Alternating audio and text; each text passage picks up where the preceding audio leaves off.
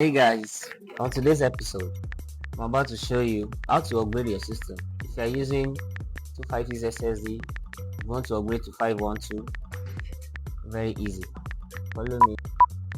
I'm downgrading from 512 to 256 because I'm not doing much on my system.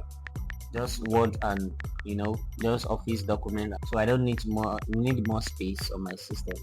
So I'm downgrading from 512 to 256. So follow me how to do that.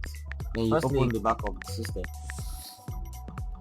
Unscrew the screw out of the system.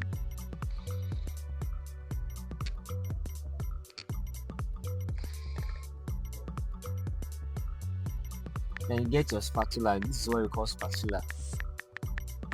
To prevent the scratch on the system, just easily open the back. Then you open the back. Then you look for where the SSD is slotted. Then to prevent any damage on the motherboard, if you want to do this, you have to remove your battery first.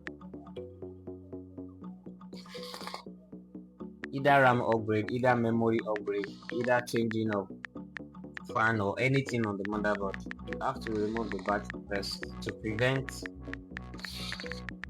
motherboard burnt. I have to remove the battery before you can do. This is the SSD slot. I'm removing the SSD.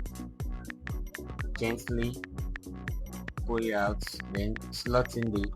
You can see it has just one cut. Even on the motherboard, there's a slot there too that has this cut. So you just put it there like that. Then key it in. Put the iron back. Then you screw it back.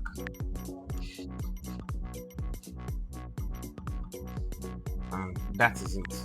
Then you screw your battery back.